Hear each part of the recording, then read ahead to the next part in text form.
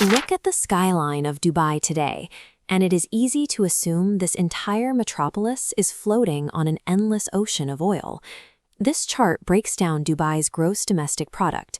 This tiny sliver represents mining and oil revenue, less than 1.5% of the economy. But these oil reserves are finite. Projections show the wells running completely dry within the next 2 decades. Dubai is already a post-oil city. The emirate had to engineer its future wealth before the well ran dry.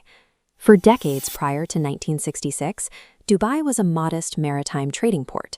While neighboring Abu Dhabi struck massive oil reserves in 1958, Dubai relied on regional shipping along the creek.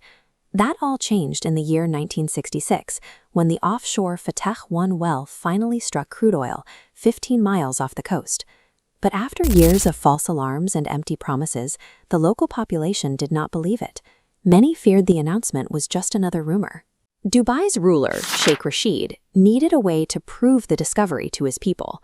He ordered the construction of a large sand bund, a massive holding structure, right on the banks of Dubai Creek.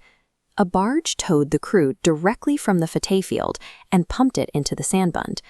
The public could finally walk up to the water's edge and see the black liquid for themselves.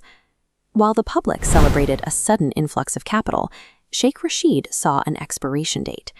He knew this revenue was temporary. Oil fields eventually deplete. But sitting at the geographic crossroads of Europe, Africa, and Asia is a permanent advantage. When exports began in 1969, yielding roughly 100,000 barrels a day, that initial revenue was immediately funneled into maritime expansion. By 1972, Port Rashid was fully operational. 7 years later, Dubai completed Jebel Ali Port, constructing the largest man-made harbor on Earth to handle massive shipping volumes. Simultaneous investments flowed into aviation. Dubai International Airport was rapidly upgraded to position the city as a mandatory international transit hub. To give these global travelers a place to conduct business, the city erected the Dubai World Trade Center in 1978. These high-risk sunk costs turned a regional fishing harbor into a global logistics bottleneck. Building world-class physical infrastructure only solves half the equation. You still need international corporations willing to relocate their operations to use it. The government answered this by establishing specialized free zones, starting with the Jebel Ali Free Zone. This flowchart illustrates the primary mechanics of these zones. Foreign companies entering these boundaries face a 0% corporate tax rate on qualifying income, and they retain total ownership of their equity. The incentives worked. Global banks and firms poured in, bringing a foreign workforce of over 500,000 people to staff these specialized hubs. By pairing heavy physical infrastructure with frictionless legal frameworks, Dubai manufactured an irresistible magnet for foreign capital. This graph tracks Dubai's historical crude output. Production crests in 1991 at 410,000 barrels per day, before entering a permanent, steady decline. But the economy did not crash.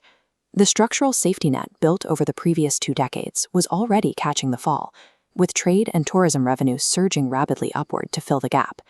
The city accelerated its pivot towards luxury real estate and megaprojects to capture even more global investment. Today, tourism drives a massive portion of the local economy, pulling in over 17 million international visitors in 2023 alone.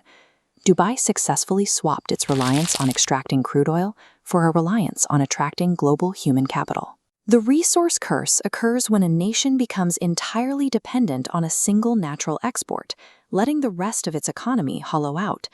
Dubai treated the Fateh oil field differently. They used it as early startup capital to fund their own expansion. The massive tech, finance, and tourism sectors operating in the city right now exist strictly because of the aggressive reinvestments made back in the 1960s and 70s.